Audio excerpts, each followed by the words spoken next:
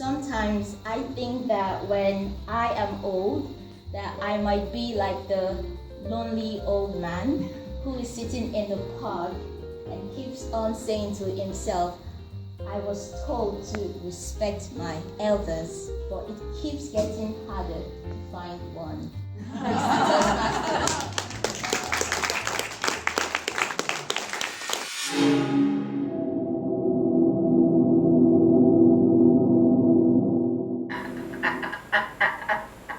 I want to be able to communicate my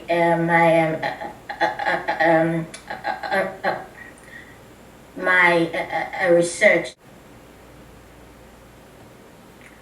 I'm sorry, I'm getting emotional. So from the very beginning, I want to warn you.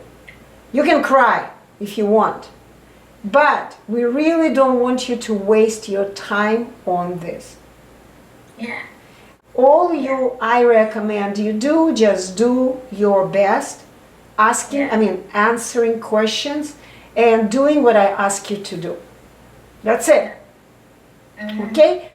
Yeah, so stuttering solves. So I read a lot of things, and most importantly, I learned that I have a will within me to do whatever I want to do in this life. I don't owe it to anybody, it's me. If I want a change in my life, I need to do something about it. I don't have to wait for anybody.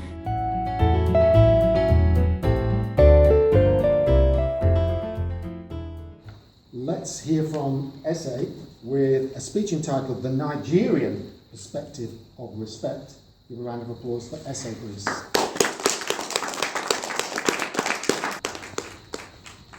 One of the life-changing lessons from the Nobel laureate Dalai Lama is to follow the 3 R's.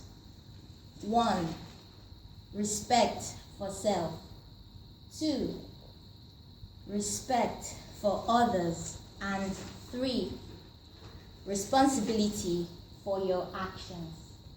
Mr. Toastmaster, fellow members, and esteemed guests. In Nigeria, we were taught at a tender age to greet with courtesy to people who were older than us.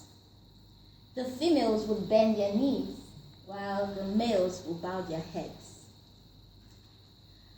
As a child, I was never a morning person, and so being the youngest of my family, I would wake up with sleepy eyes and go to greet my parents and my 5 siblings. This was sometimes exhausting to me, especially during holidays when we had extended families around. You can imagine what I had to go through, greeting each and every person while bending my knees. It is the norm to greet people on the streets, in shops, stores, hospitals, on a taxi, even in school. I remember in primary school, when the teacher came into the class, we all will voice out in unison, "Good morning, sir," with enthusiasm. On the streets, we greet strangers, especially elders. I had an experience back home when I was walking by the road and a child came up towards me with a smile and she greeted. And I responded, I said, "How are you? How are your parents?" And later I wondered if I looked really old because we greet elders on the street. What's happening? But then I realized that it wasn't just about what the society told us to do about respect, but it was more about establishing a connection with one another. You see, we always share moments with people that we meet, and we might never cross their paths again. We never really remember the days, but we always remember the moments. Another form of respect is that it was not acceptable to call anyone by their first name, be it in a formal or informal situation. For example, I could say Uncle Phil, Auntie Elizabeth, Auntie Anne, and even at work, I could say Dr. Colin. Yeah, and it wasn't until I was about 17 that I realized that some people that I called uncles and aunties weren't even related to me in any way whatsoever.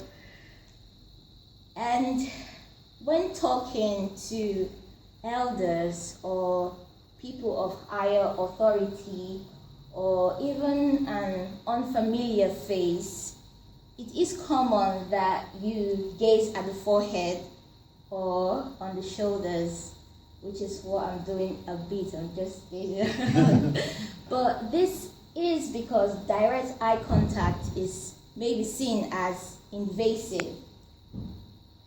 And it wasn't until I came into this country that I realized that having good eye contact was a good communication skill. So I'm learning here. You see, the society that I grew up in made particular emphasis on the respect for others in the ways that I have described. And this is a core value for us.